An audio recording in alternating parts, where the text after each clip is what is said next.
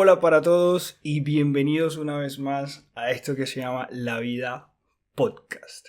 Y bueno, hoy no estoy solo, hoy me acompaña una amiga que conocí curiosamente hace como 7, 8 años. Su nombre es Nora. Hola Nora, ¿cómo estás? Hola, Sebas, bien, ¿y tú? Bien, bien. Oye, qué alegría tenerte por acá, sobre todo después de tantos años, oye, tantos años sin hablar. Y para los que nos escuchan, volvimos a hablar así que como un mes y yo le dije, estoy haciendo un podcast, ¿quieres participar? Y ella, sí, claro. Bueno, aquí estamos. Aquí estamos, aquí estamos. Muchas gracias Y, por la invitación. y bueno, antes de comenzar y obviamente exponer el tema de hoy, quiero que te presentes, que nos digas, obviamente ya dije que te llamas Nora, pero ¿quién es Nora? ¿Qué hace Nora? ¿Dónde anda Nora? Ok, bueno, yo soy Nora Durán, soy psicóloga con alrededor de 6 años de experiencia en investigación, intervención, acompañamiento psicológico desde lo individual y hace poco desde lo empresarial. Actualmente vivo en Madrid, España. Estoy haciendo una maestría en neurociencias, neurotalento y coaching empresarial. Y bueno, la vida me tiene por acá, por ahora. Uy, no, pero excelente. Y por ahí más de uno dice Madrid. A mí me encanta Madrid. Yo tuve la oportunidad de estar en esa ciudad hace poco tiempo y ahí yo quedé enamoradísimo de Madrid. Por ahí le dije a Nora que el día que tenga la oportunidad voy a hago visita por allá. Hay un dicho por ahí que dice que todo el que llega una vez a Madrid siempre quiere volver. No sé qué tan cierto sea, pero algo tiene Madrid que enamora, la Pues verdad. por ahora, totalmente cierto. Por ahora Sí, vamos sí. bien. Entonces, bueno, yo le comentaba a Nora y hace tiempito que le vengo comentando que tengo el podcast, que quiero hacer algo bien interesante, algo muy casual, muy conversacional. Y me pasó una situación hace poco, con mi papá, sobre todo. Mi papá me empezó a seguir en Instagram y para mí eso fue un acontecimiento. Porque yo decía, oye, mi papá primero tiene Instagram.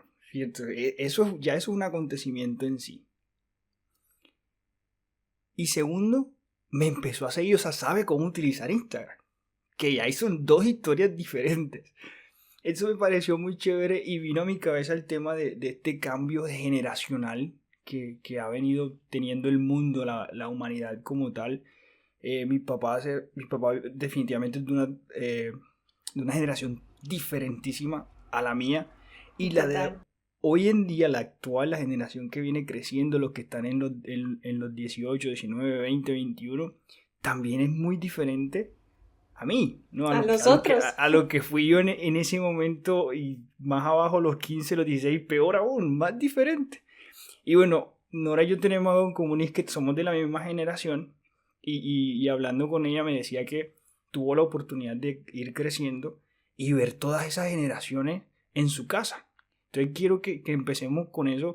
Y Nora, ¿cómo fue esa experiencia de tener tantas generaciones juntas? Si es algo muy extraño, soy la menor de 4 hermanos, somos 4 conmigo. Mi hermana mayor me lleva 15, mi otro hermano me lleva 10 y mi otra hermana 5. O Entonces sea, yo tres vidas ahí enteras. crecí observando vidas y etapas muy diferentes. Entre comillas se encuentran, llega un punto en donde se encuentran las etapas. Por ejemplo, yo ahora soy muy amiga de mis hermanas y bueno, cuando vivía en Cartagena, llegó un punto en donde ya salíamos a tomar juntas o a comer algo juntas y teníamos un punto de conversación interesante, pero obviamente sí hay una brecha entre todas, mis hermanas, mi hermano y yo. Entonces, hay cosas allí interesantes como sobre qué opinar y de lo que yo también vi en ellos, ¿no? Pero, no sé, me atrevo a decir que a diferencia de las generaciones de ellas y la mía todavía le teme un poco a, no sé si al compromiso, podría decirlo, pero, pero como que en mi etapa todavía estamos un poco más conscientes de atendernos, de no repetir los mismos errores, de buscar la salida como para hacernos cargo de nosotros mismos. No quiere decir que ellas no lo hicieran o que ellos no lo Claro, hicieran, claro. pero, pero como que si hay una movida más interesante hacia la realización personal de lo individual, de atenderme, atender mis traumas, entenderme, entender a los demás y en base a eso construir algo un poco más sano, digo yo acá. Hay una cultura más, como que más propia de lo que es la salud mental y de no repetir patrones o cortar patrones. Entonces eso es bastante interesante en la brecha generacional. No sé tú qué opinas. Y es que, mira, eso es muy interesante porque resulta que yo considero acá que la generación de nosotros fue la generación esa de salir adelante. Sí. Yo escuché mucho, o sea, en mi adolescencia yo escuché muchísimo eso de, no, es que tienes que estudiar para que salgas adelante, es que tienes que ser alguien en la vida. Y eso fue ahí en la cabeza todo el tiempo, en el colegio, en la universidad, ¿no? Y te preguntaban entonces, ¿tú por qué estudias? No, porque yo quiero salir adelante. Que para mí, ahora mismo, en esta etapa de mi vida, eso no es una razón, o sea, ni siquiera tiene sentido. ¿Cómo que salir adelante? O sea, ¿qué significa salir adelante? ¿Qué significa ser alguien? Pues ya yo soy alguien. Exacto. Y eso de una manera u otra juega mucho con tu cabeza. Y en ese momento, o sea, en nuestra generación, en ese momento, nadie se preocupaba mucho por la salud mental, que es lo que dicen ahora. O sea, nadie, esa diferencia es grandísima porque justo ahorita todo tiene que ver con la salud mental. O sea, ahorita todo, absolutamente todo. En el trabajo, en los colegios, universidades, en las relaciones interpersonales, todo el mundo cuida su salud mental. Y yo hablando con Nora anteriormente le decía, yo, eso de que ella está estudiando de neurociencia y con el talento y un poquito más el tema de las compañías, yo decía, nadie hablaba de eso hace 10 años. Yo no estaba ni relacionado a lo que era la neurología o la neurociencia, o ni siquiera temas básicos como la depresión. Nosotros no hablábamos de eso. Y yo sé que es un terreno bien complicado en el cual caminar, pero yo lo puedo decir abiertamente porque es que en mi generación, que yo conociera amigos que tuvieran depresión o diagnosticados o con esos síntomas, nunca los vi. O sea, y lo lamento, yo sé que suena difícil de crédito, pero no era como un tema abierto en ese momento.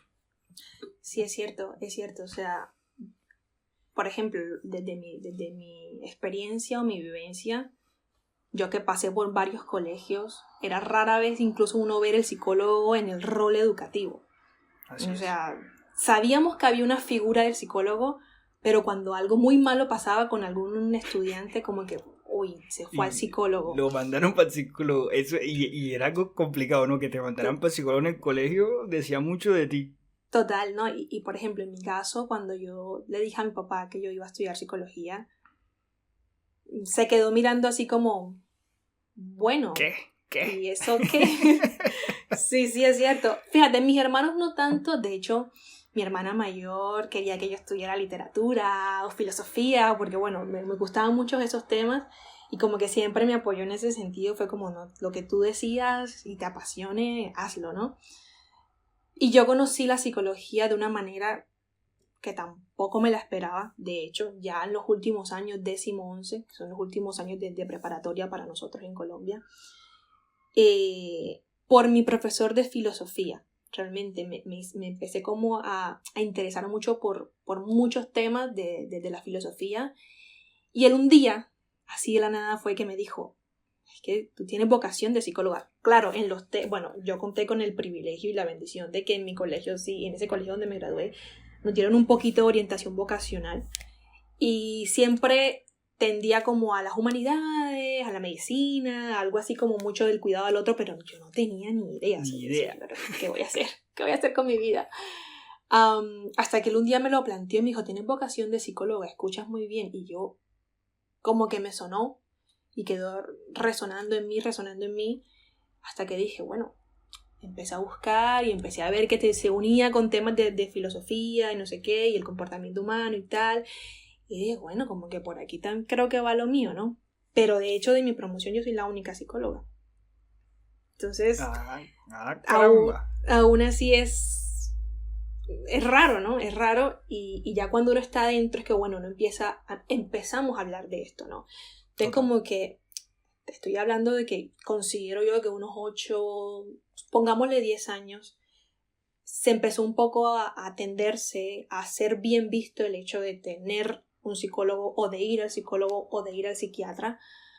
Pero, por ejemplo, en mi casa obviamente por el hecho de ser psicóloga, pero en mi casa yo fui la que empezó a hablar de salud mental, yo fui la que empezó a hablar de que hay que atenderse, de que hay que revisarse, de que obviamente todos tenemos rasgos de muchas cosas, pero es importante analizarse, es importante comprenderse precisamente para romper ya sea pensamientos o actitudes o conductas.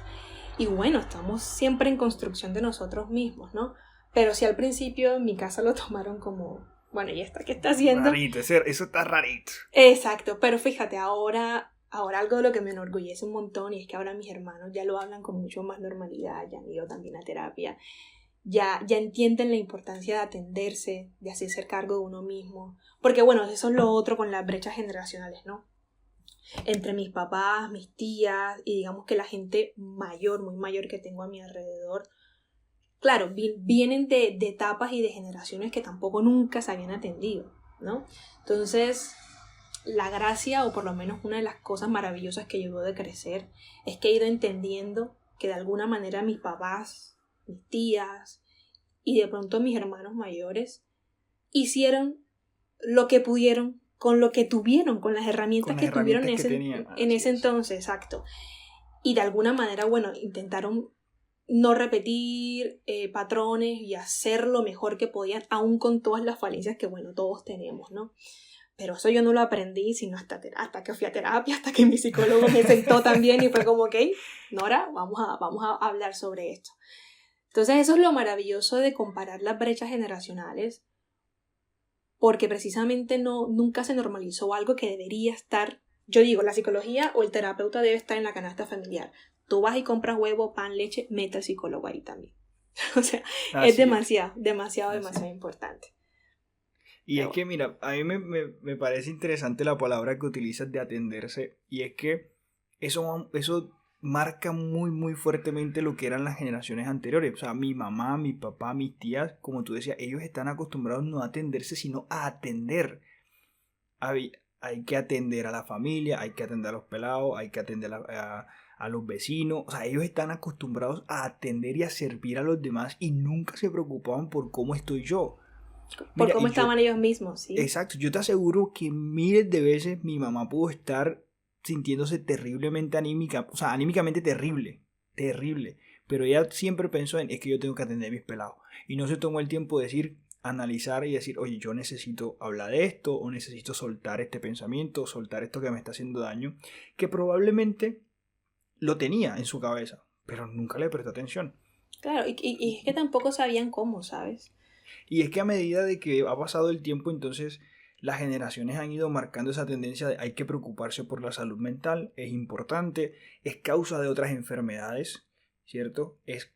La gente está siendo afectada por muchas enfermedades mentales, la gente se está quitando la vida, o sea, es que esas cosas pasan, es real, no es algo que se estén inventando y no es algo que mi hija, porque estudia psicología, es la que tiene que saber, no, todos estamos involucrados en ese círculo, y algo que me parece, me llama poderosamente la atención y me causa curiosidad es que Nora, siendo psicóloga y todo lo demás, ella dice, yo voy a terapia, y es que, o sea, algo que yo hablaba con mi esposa anteriormente, porque mi esposa curiosamente es psicóloga también, de la misma universidad que Nora, para que vayan viendo qué tan pequeña es Cartagena. Wow. Ella hablamos, y es que todos necesitamos terapia, o sea, absolutamente todo el mundo necesita ya terapia. Todos necesitamos lidiar con algo, soltar algo, dejar ir un pensamiento, lidiar con el ser interior que somos nosotros, que nos juega tanto la cabeza, porque nos autosaboteamos, porque nosotros mismos nos minimizamos. No tiene que venir alguien más a hacer eso, sino que eso está dentro de nosotros también muchas veces.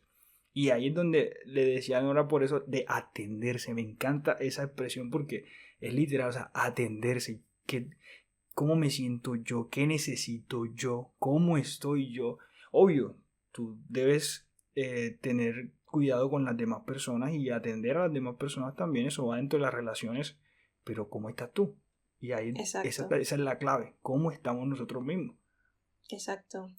Yo recuerdo que una de las frases más poderosas que cambió mi vida fue cuando un profesor justo a la universidad me introdujo en el tema de hacerse cargo de sí mismo. Tienes que hacerte cargo de ti mismo. Y ahí entendí la completa responsabilidad que yace en mí.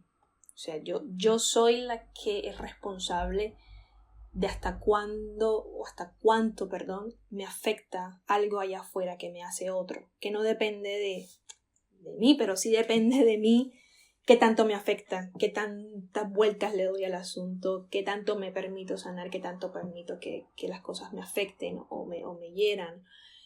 Y eso cambió mi vida porque, claro, vivimos en una sociedad, y creo que igual todavía estamos inmersos en eso, donde la mirada está muy afuera. Y creo que ahora mucho más, bueno, creo que siempre ha existido, pero Siempre.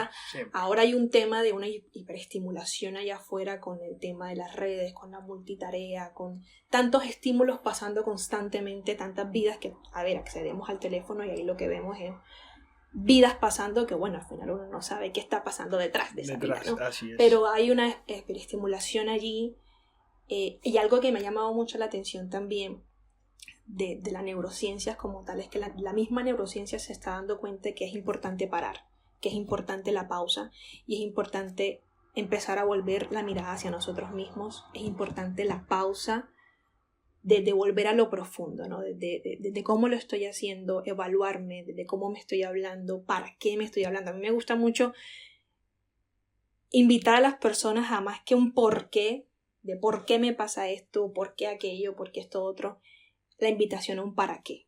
El para qué es el único que me carga de sentido y es el único que me hace responsable de lo que yo estoy sintiendo y cómo yo lo estoy dimensionando. Entonces es eso, como que mira, la invitación al final de todo es volver la mirada hacia nosotros y es hacerme cargo y hacerme responsable. Cuando yo entendí que yo era la única responsable de lo que estaba pasando a mi alrededor, pero en cuanto a cómo me afectaba o en cuanto yo le podía sacar lo positivo, mi vida cambió mucho. Mi vida cambió mucho, empecé a entender mucho más a lo que mis papás hacían, por ejemplo, en este tema de las generaciones, porque entendí que, bueno, ellos hacían lo que podían con lo que tenían y que habían cosas que no me competían a mí, que así eran ellos, así son ellos, pero sí me competía a mí decir, bueno, mira, hasta aquí está mi límite, hasta aquí puedo yo tolerar esto, o hasta aquí voy a yo más bien a ser la que acompaña, a ser la que respeta, a ser la que acoge también sus emociones. También me pasó con mis hermanos. Y creo que me pasa en la vida en general con las personas que tengo a mi alrededor. A ver, no siempre es así tan sano y tan ideal, exacto, tan ideal, porque no, o sea, también hay días en donde simple y llanamente me tumbo en mis emociones, y eso también me ayudó mucho la terapia, porque bueno, también está esto otro de que estamos en el constante devenir de que todo está bien, que todo debería estar bien, de que hay un positivismo completamente tóxico. Eso es un movimiento terrible que hay ahorita. O sea, si yo pude, tú puedes. Exacto, ¿no? Y estas ideas, y me perdonarán la gente que cree mucho en ello, yo respeto lo que cada quien considere y lo que cada quien crea, pero estas ideas que se están vendiendo de 7 días para lograr la felicidad, compra el curso de... No. Hay una pausa, sí hay que hacer una pausa, hay que atenderse, pero también hay que empezar a hablar y normalizar que está bien, está mal, estar mal. Claro, sí.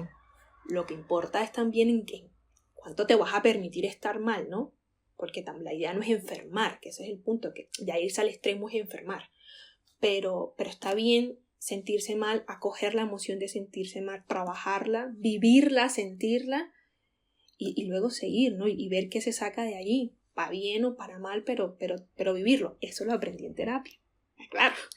En terapia, y te estoy diciendo, tengo 28 años, hace un par de años lo aprendí. Porque al principio yo decía, bueno, siento muchas cosas, no sé cómo atenderlas, me tumbaba mucho cuando las cosas negativas me pasaban o cuando mis emociones me aplastaban. Y no tenía las herramientas, ¿no? para lidiar con ello. Y en terapia aprendí que hay herramientas precisamente para acompañarse, para acompañarme a mí misma. Y bueno, y hay días de días, Sebas. O sea, hay días en donde lo logro y me siento bien con ello, y hay días donde digo, mira, esto es lo que siento y lo voy a llorar un rato, me voy a tumbar un rato y luego sigo. Y después hay que seguir adelante. O sea, la vida se trata de eso también. Exacto. Y lo maravilloso es que siento que, bueno, en mi caso ha sido un eje o un punto bastante fundamental en mi familia porque poquito a poco se lo he enseñado a mis hermanas, a mis sobrinitos. Tengo 3 sobrinitos maravillosos y una que viene en camino. La tía Nora. Sí, la tía Nona.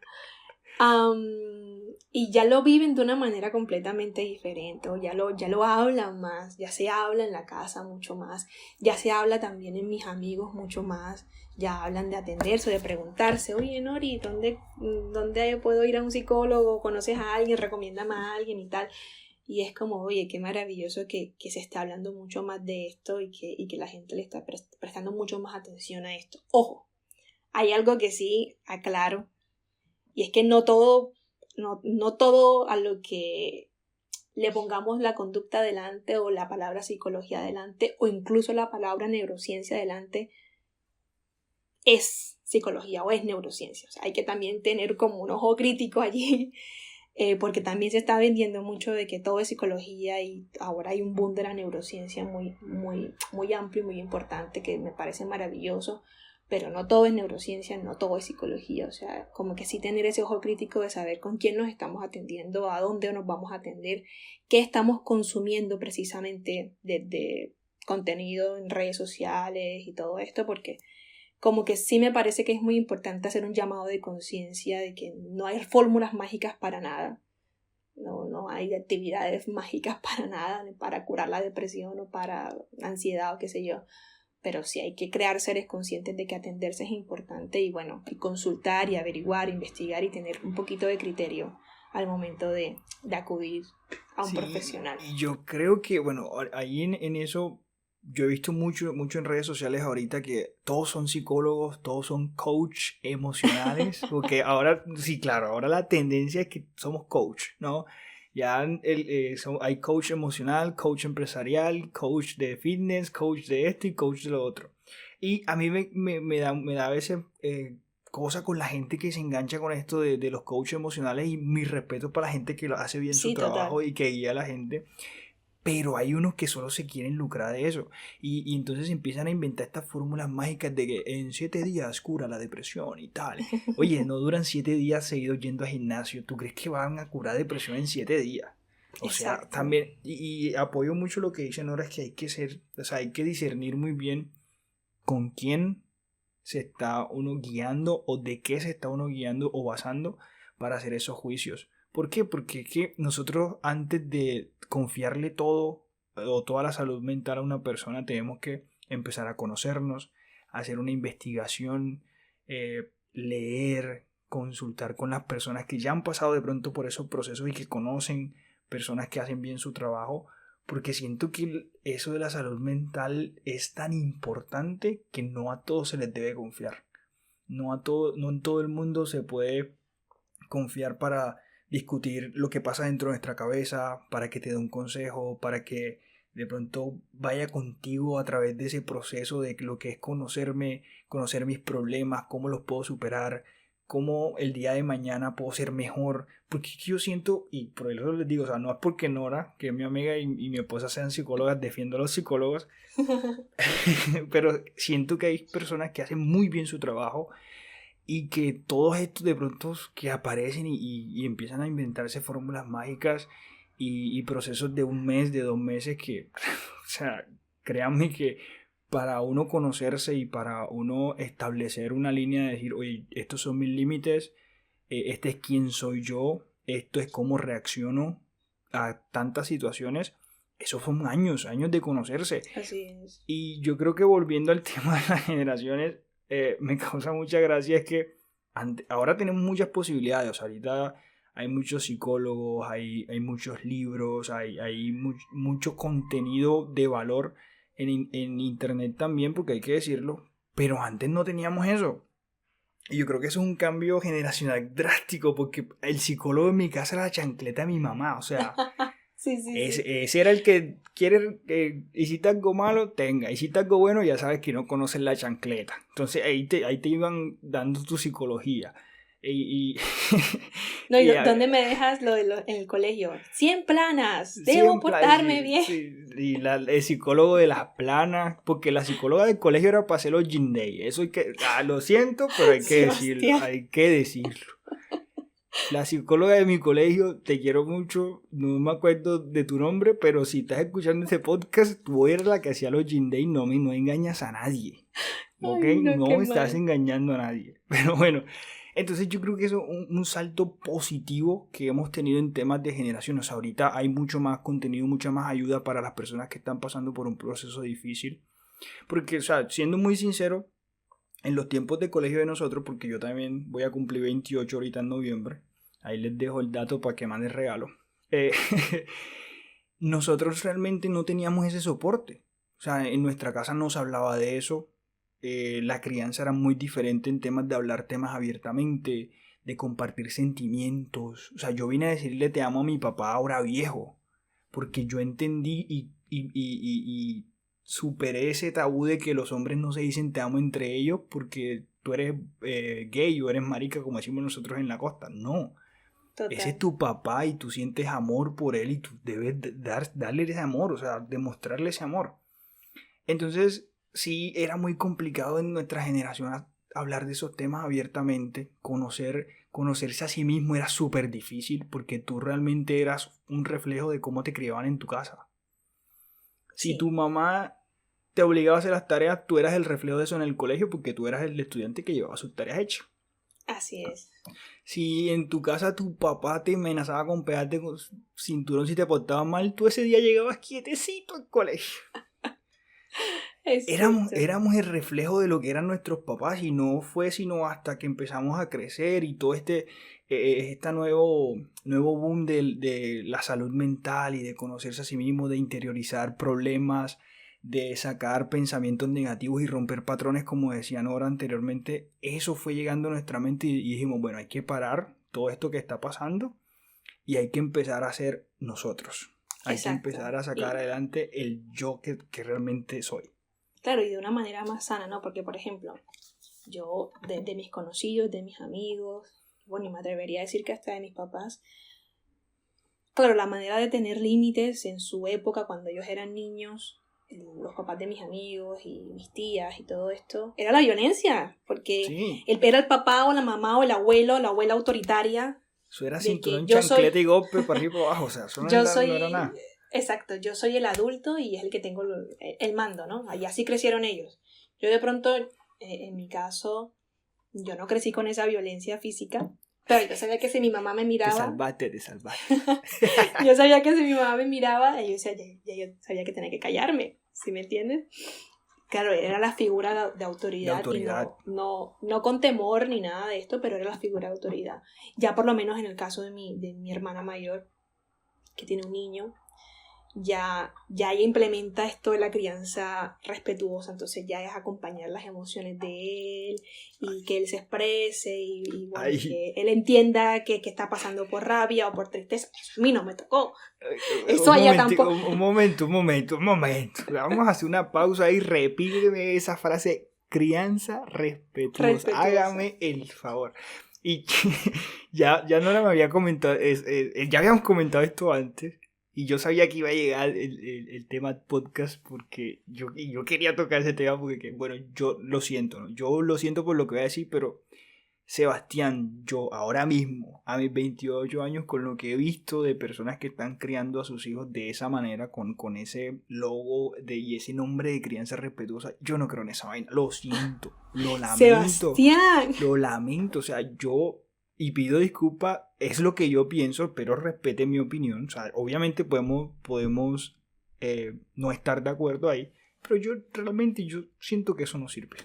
Porque ahorita se le está dando mucho poder a los... O sea, sí, eso es lo que yo siento, ¿no? Y perdonen la ignorancia, de pronto me hace falta investigar más, obviamente, yo no soy muy apegado a ese tema, pero yo siento que le están dando tanto poder de decisión a los niños que llega a un punto donde la figura de autoridad desaparece. Es que, Entonces, a ver, es una línea muy delgada, ¿sabes? En muchos sí, hay aspectos. que tener mucho cuidado. Exacto, y todavía el manejo que se debe dar, creo que se debe seguir estudiando. Pero bueno, yo sí la defiendo porque por lo menos estamos dejando unas generaciones o permitiendo que estas generaciones nuevas que están creciendo, mis sobrinitos, los amigos de mis sobrinitos, por lo menos tengan un nivel de conciencia de poner en palabras qué están sintiendo. Yo no crecí en ese aspecto de yo estaba triste y yo podía encerrarme, ¿no? O estaba molesta y no había un adulto que me acompañara o que me explicara realmente el por qué está, y que yo también tenía derecho a estar molesto. Entonces como que instruyendo un poco el tema de la crianza respetuosa, a ver, no es mi experticia ni mucho menos, pero tengo niños a mi alrededor, he tenido niños a mi alrededor, estoy viendo el trabajo que están haciendo mis hermanos con mis sobrinos. Y hay un acompañamiento más sano de explicarle al niño y de que ponga en palabras o que reconozca sus emociones, acompañar sus emociones, no como yo soy la autoridad y ya está, sino yo soy la autoridad porque, bueno, al final ese es un tema de límites, tú eres papá y mamá y pare de contar en ese aspecto, pero le estoy dando al niño la confianza de que se exprese, no que se reprima, de que sienta su tristeza y explicarle el por qué está triste y por qué está bien estar triste, o explicarle su molestia o su frustración. Algo tan sencillo como el manejo de la frustración en niños, que es bastante complejo. Yo que he tenido niños chiquitos a mi alrededor. Y es darle también al niño la capacidad de que entienda por qué está frustrado, de que está bien estar frustrado, de que tiene opciones también, y que no solamente como hacían de pronto en tu época o en mi época, que se reprimía. Sí, no llore, usted no llore porque usted es un hombre. No. Así es. Y ya estas generaciones está bien visto que el niño esté llorando y acompañarlo mientras que llore, ¿no? Pero eso, de un acompañamiento sano, claro, cuando hay que poner límites sanos. No es que el niño ahora va a pasar por encima de los padres. Por eso digo que es un tema de cuidado, porque bueno, al final del día también somos humanos, y bueno, yo no soy mamá, pero entiendo que, a ver, criar un hijo también debe frustrar, también hay días en donde la paciencia uno no la debe tener. Son momentos difíciles, eso de seguro. Pero fíjate, ahí yo quiero argumentar un poco, y es que yo estoy muy de acuerdo, y esto quiero aclararlo antes de que me crucifiquen aquí. Yo estoy demasiado de acuerdo a que los niños hay que darle la guía para que expresen cómo se sienten, ¿no? Para que expresen todo, si se sienten tristes, alegres, frustrados, rabiosos, todo. Yo estoy muy de acuerdo con eso, porque eso ayuda mucho a liberar todo lo que tenemos en la cabeza, y al final tener esa confianza con nuestros papás, que son nuestros primeros modelos a seguir siempre. Y desarrollar esa confianza es muy bueno. O sea, yo estoy 100% de acuerdo. Estoy 100% de acuerdo a que se deje de enseñar en las casas eso de que los hombres no lloran. Total. 100% de acuerdo. Nosotros crecemos reprimiendo muchas cosas, y se los digo yo, que a mis 28 años yo vine a llorar por cosas emocionales ya como a los 26. Y no me da pena reconocerlo, porque yo siento que perdí mucho tiempo guardando y encerrándome en una cajita todo el tiempo cuando esos choques emocionales venían a mí, porque es que los hombres no lloramos, y eso está mal visto, que tus amigos sepan que estuviste llorando porque te sentías triste. Esa marica, ¿cuál es? ¿Estás triste y ahora vas a llorar? No, es que está bien, todo eso está perfecto.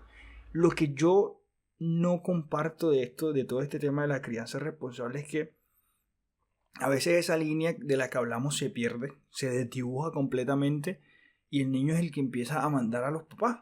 Entonces se vive al ritmo que el niño quiere. Y lo digo como les digo, desde mi ignorancia, por las situaciones que he visto. Y les voy a poner un ejemplo muy sencillo. Yo estaba en un centro comercial, y había un niño que estaba con su mamá. Y el niño estaba haciendo hasta para vender en ese centro comercial, tirando cosas, corriendo, pateando, tocando gente, pegándola a la gente que no conocía. O sea, un desastre. Yo siento que ahí, como adulto responsable, uno tiene que poner límites, ¿cierto?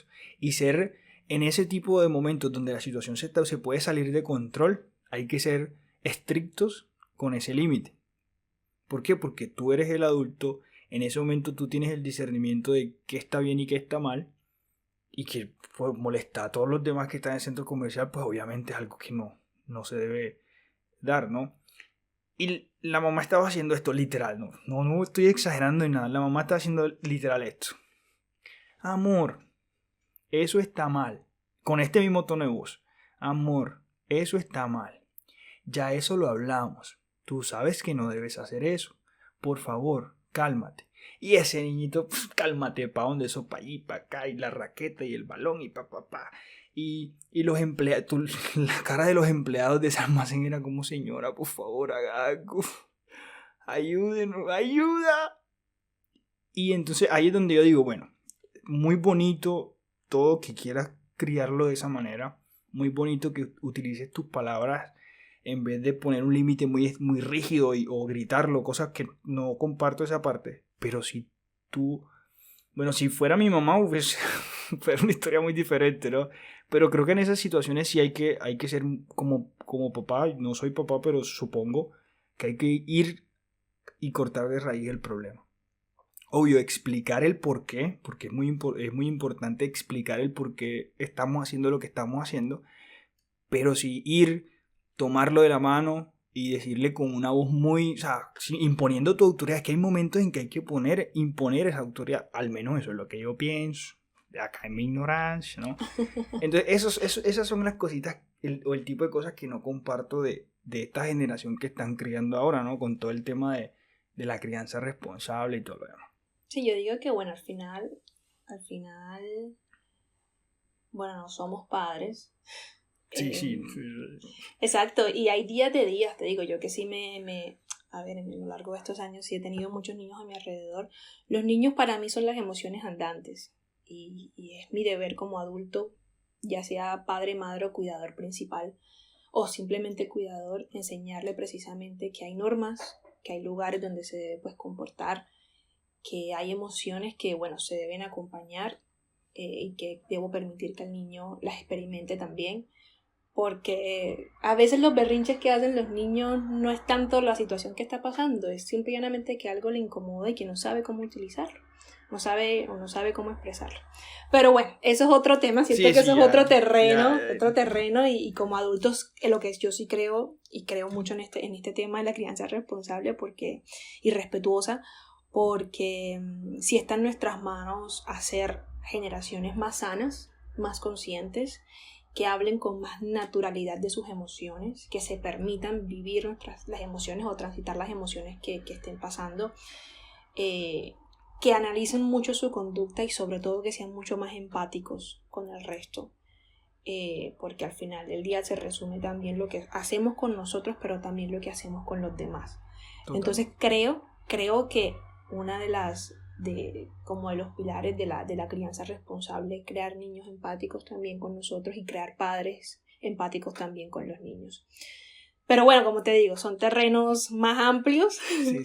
Son generaciones diferentes, pero bueno, por lo menos a mí me gusta mucho y me hace muy feliz saber que mis sobrinitos ya reconocen la figura del psicólogo en la escuela. Creo que también, pues lo he visto con ellos, ya reconoce un poco más la labor que está haciendo el psicólogo en sus escuelas y me hablan y me llaman y me dicen... Ya no solo hacen los Gym Days, sino que ahora sí están haciendo bien su trabajo, que exacto, eso se agradece. Exacto, ¿no? Y se está empezando un poco, a ver, todavía el trayecto y el recorrido es largo, pero ya se está hablando un poco más de la inteligencia emocional, ya se está hablando un poco más de cómo acompañar... y cómo vivir las emociones sanamente, cómo reconocerlas en mí, cómo reconocerlas en los otros. Y eso para mí es importantísimo. Yo digo, eso no pasó conmigo. No tuvimos el privilegio. No lo tuvimos. Y yo que pasé por muchos colegios y observé tantas cosas, siempre fui muy observadora. Claro, o sea, habían niños y compañeros que con algún momento compartí que tenían tantas cosas emocionales y tantas cosas ahí, digamos que como atascadas, que era dificilísimo. Algo como el abuso, que lastimosamente en nuestro país todavía el abuso se ve muchísimo, pero no habían herramientas, o por lo menos nunca nos dieron herramientas a nosotros de cómo hablar un abuso. Entonces como que siento que ahora sí se está por lo menos haciendo consciente de criar a los niños y de enseñarle a los niños desde los colegios hasta en las casas de lo importante que es hablar de si alguien te toca, de lo importante que es identificar los diferentes tipos de abusos que hay, de la importancia de que nadie debe tocar a un niño sin su consentimiento y que el niño tampoco debe tocar sin el consentimiento del otro. Así es. Se habla ya con palabras propias, ¿no? Como nos criaron a nosotros, que se adornaban, ¿no? No se hablaba de la zona como tal, sino que era la cucarachita. Y ahora que lo menciona, y ahí quiero hacer un paréntesis, porque que eso es uno de los cambios positivos que yo he visto con el tema de las generaciones, que ahora se llaman las cosas por su nombre. Claro. Antes era, ay, la florecita, ay, que la cajita, la mujer tiene una cajita y el hombre tiene un juguetico, entonces vamos a meter el juguetico en la cajita. No, sí, o sea, y le ponían tantos nombres que eran imposible identificar de qué carajo estaban hablando. Imagina la confusión que hubo en tantos niños y en tantas generaciones, ¿no? Porque claro, el niño no dimensiona muchas cosas a su corta edad, aunque para mí los niños son... Nunca subestimes el poder de un niño para entender todo lo que pasa a su alrededor. Para mí son increíbles. Yo, en verdad, es algo que amo muchísimo. Amo a los niños. Ya sabemos quién quiere tener hijos por ahí ahorita, ya sabemos. Ahorita no. Bueno, sí me gusta en algún momento de mi vida, sí, Dios lo permite. Pero bueno, eso es otro tema. Muchachos, el punto es eso. Soltera, muchachos. El punto es ese, ¿no? Que ahora sí se está hablando con nombre propio y ahora sí se está reconociendo y permitiéndole ese espacio a los niños. Yo tuve la oportunidad de hacer prácticas en una comisaría de familia cuando estaba en la universidad. No te alcanzas a imaginar, Sebastián, los casos tan atroces que recibía a diario. Mis compañeras y yo recibíamos casos de una población también muy vulnerada. Y wow, era tremendo, o sea, era tremendo todavía la confusión que había en ese momento. Y bueno, siento que a partir de ahí hicimos un trabajo muy genial, empezamos a hacer como una escuela para padres, precisamente para enseñar lo que era un abuso, para enseñar lo que era la violencia y los tipos de violencia que hay. Entonces como que bueno, mira, algo que rescato es que de alguna manera desde las universidades y nuestras generaciones están recalcando eso y están trayéndolo sobre la mesa y diciendo hay que hablarlo, hay que ponerlo directamente, hay que decirlo a los niños, y eso es algo con lo que yo digo, wow, por lo menos tengo el parte de tranquilidad de decir, mis sobrinos ya lo saben hablar. Mi sobrino mayor tiene 10 años y sabe perfectamente que nadie debe tocarlo, y desde muy chiquito lo hablaba perfectamente y lo expresaba hacia los demás. Entonces, como que son esas cosas que a mí me hacen sentir orgullosa de las generaciones que están viniendo, y que bueno, al final nos tocó aprender de las falencias y de los errores que trajeron mi generación, la generación de mis hermanos y la generación de todos ellos. Y es que cómo no íbamos a estar confundidos y cómo no se... O sea, yo me pongo esto en la cabeza, ¿no? Con el tema del abuso y tantas cosas que pasaban que antes no se denunciaban porque no se sabía lo que era incluso. Y es que cómo no íbamos a estar confundidos como generación si le poníamos tantos nombres, y hablando específicamente de las partes íntimas, que no sé si lo puedo decir porque realmente todavía no estoy muy, muy consciente de si Spotify es amigable o no. Pero no sé. le poníamos tantos nombres que en una clase de biología, cuando le decían el nombre real, no sé si te pasó en el colegio, que todos se reían. Sí, todos se escandalizaban. Y entonces tú ahora lo piensas y tú dices, oye, eso estaba mal. Claro. Estaba terriblemente mal porque lo teníamos tan oculto y tan con nombres estúpidos que entonces cuando le decían su nombre real era, ay, sí, la profe dijo, y no prestábamos atención a lo que estaba pasando. Incluso desde la casa. Yo no sé si a ti te pasó, pero a mí en mi casa no me dieron educación sexual. No, la verdad es que no. O sea, ni tampoco vi que en las casas de mis amigas a mi alrededor se hablara de eso. O sea, como que cada uno fue creciendo y fue aprendiendo lo que el contexto le fue dando. Así es. Y también fue difícil. Fue muy difícil. Bueno, a ver, ahora... Ventaja y desventaja que tienen las generaciones de adolescentes, por lo menos de ahora, es que tienen toda la información a la mano. Tienen exceso de información, exacto. Tienen exceso de información que, bueno, bien utilizada es maravillosa, pero bueno, ya sabemos que en manos equivocadas pasan muchas cosas, ¿no? Pero por lo menos está esta información que se puede acceder. O sea, en mi época... En mi casa eso no se habló. jamás, Sí, nunca, literal. jamás. Yo fui creciendo, fui aprendiendo y bueno, ya la carrera me dio también como para entender muchas cosas mías y de las personas que tenía a mi alrededor en ese aspecto, por sobre todo en el aspecto sexual, ¿no? Pero fue difícil, fue sumamente difícil. Yo no sé si a ti te pasó, pero a mí sí me pasó, para Sí, mí total. fue Y complejo. bueno, Norita, y ahí quiero hacer una pausa porque no quiero seguir hablando de eso porque se me acaba de ocurrir una idea, ¿no? Tengo todo un chispazo aquí de genialidad aquí sentado y es que has dicho dos cosas que quiero que hablemos y aquí te abro la invitación que todo el mundo escuche que te estoy invitando a 2 episodios más. Párale bola. Ok, genial.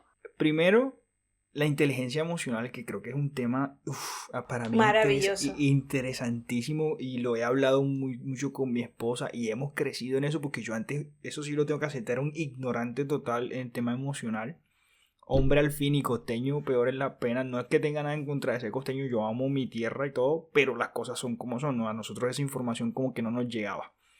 Entonces, eso de inteligencia emocional me encantaría dedicarle un espacio y el tema del tema de la información sexual que recibíamos en ese entonces, que no es como tan pegado a esto que estamos hablando de la psicología de inteligencia emocional y todo y las generaciones, pero que me parece un tema interesante de tocar porque es que voy a Sí, hay guardar, mucha tela por voy cortar. voy a guardar mis comentarios para ese episodio porque que no se imaginan el tipo de información sexual que nosotros recibíamos.